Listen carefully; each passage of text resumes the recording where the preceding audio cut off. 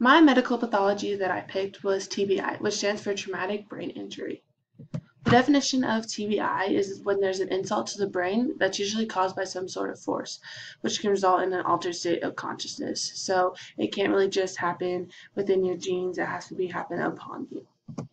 Some causes it can be happen is head injuries, of course, which causes slipping and falling, diffused axonal injury, which is in your back, and then metabolic disorders.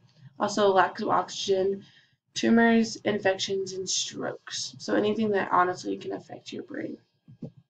Some symptoms. There's a lot of symptoms in a lot of different areas. So the first one is cognitive, which goes with attention, memory, speed of processing, distractibility.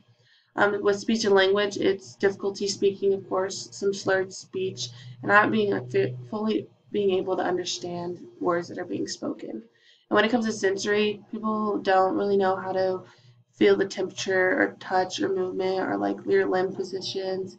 Just they don't really know how to like feel that. And then also vision, there's blurred visions. They also can completely lose their vision if it gets so bad or how severe their TBI is. And they have problems judging distance, which also goes along with vision because if you can't see, you can't be able to tell how far or close something is up to you. And then your physical changes, they have sleep disorders, and then with females, menstrual difficulties, and then of course chronic pain, and then your appetite changes because you just don't want to eat because of everything that you're dealing with.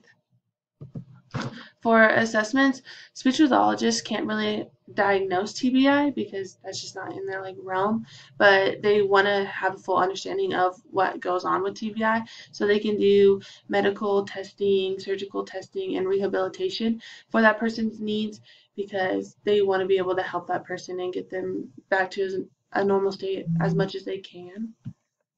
So with intervention, this is basically just based off of how severely the injury truly is for them.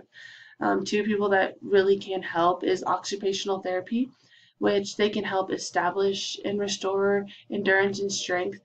They also can help perform simple tasks because they might not be able to do it after their injury, so they can be able to come in there and actually help with that.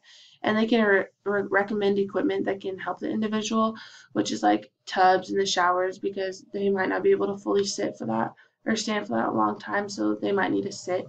And then bars for safety, so like when they're walking upstairs, they can be able to like grab onto something so they have that comfortability of knowing that something is there for them.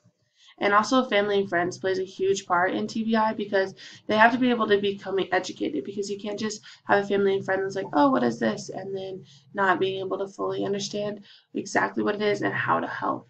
And providing long-term support, being able to be their support system no matter what, and just knowing that they have someone there because it's going to be a rough recovery and maybe they won't recover fully, so they'll still need that support either way. And then learning techniques to help the individual in any way. They need to know like, hey, if this works for that certain person, then they need to be able to help and do that because with TBI, it's something serious and they need all the help they can get. And that's my presentation.